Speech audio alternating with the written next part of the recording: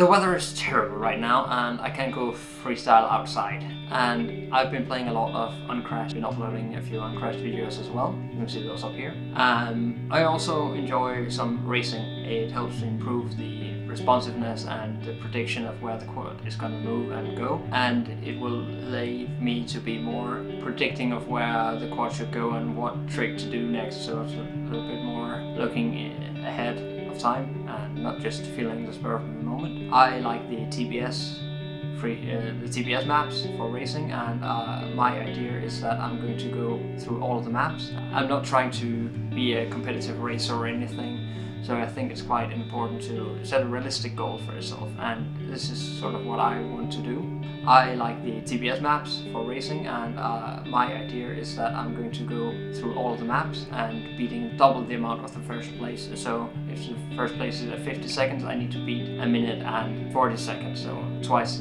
as many seconds as the first one. If you're a freestyle pilot, have you tried racing and did you like it? Did you think there was anything to it? And if you have, leave a comment down below.